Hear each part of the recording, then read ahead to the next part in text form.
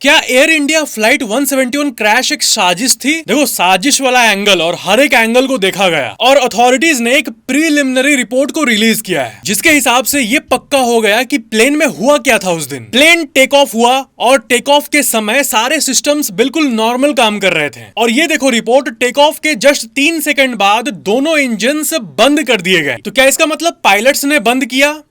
नहीं, जो voice recorder था कॉकपिट में उसने ये रिवील किया कि जैसे इंजन बंद हुआ, एक पायलट ने पूछा कि तूने इंजन क्यों बंद किया। तभी दूसरे पायलट ने कहा कि मैंने तो नहीं किया। इसका मतलब कि पायलट ने बंद नहीं किया था, लेकिन इंजन समहाउ स्विच ऑफ हो गया। मतलब कि ये इंजन खराब होना, इंजन में आग लगना वैसा केस था ही नहीं। अब अगर स्विच ही बंद हो जाए तो फिर इंजन कहां से चलेगा, और वही हुआ इस केस में। और जैसे इंजन ऑफ हुआ वैसे ही तुरंत तो पायलट ने इंजन को वापस ऑन किया, लेकिन क्योंकि प्लेन कुछ ही दूर आसमान में था तो उतना समय नहीं था कि इंजन रीस्टार्ट हो। क्योंकि इंजन रीस्टार्ट तो होता है, लेकिन उसमें 60 सेकंड लगते हैं लगभग, और उतना समय था ही नहीं। और सब कुछ देखा गया कि कोई साजिश तो नहीं किया गया, या फिर इंजन के तेल का क्वालिटी तो खराब नहीं था, कुछ नहीं था, सब नॉर्मल था प्लेन में। बस बात यह है कि ये रिपोर्ट ये बताता है कि बोइंग कंपनी और एयर कंपनी कह रही है कि पायलट्स ने इंजन बंद किया, लेकिन जो लोग पायलट्स पे भरोसा करते हैं वो कह रहे हैं कि पायलट्स ऐसा क्यों करेंगे। और इंजन ऑफ करने का स्विच लाइट बल्ब की तरह नहीं होता है कि बस दाब दो बंद हो जाए। उसको करने का एक पूरा प्रोसेस होता है, जो कि गलती से तो नहीं किया जा सकता भाई। तो एयरलाइन कंपनी पायलट्स पे ब्लेम और पायलट के साथ वाले लोग इलेक्ट्रिकल सिस्टम पे दोष डाल रहे हैं। अब ये था प्रीलिमिनरी रिपोर्ट, लेकिन जो फाइनल रिपोर्ट आएगा उसमें ये पता चलेगा कि कौन एक्चुअली में जिम्मेदार है। फाइनल रिपोर्ट और प्रीलिमिनरी रिपोर्ट में अंतर होता है। लाइक सब्सक्राइब जरूर करना।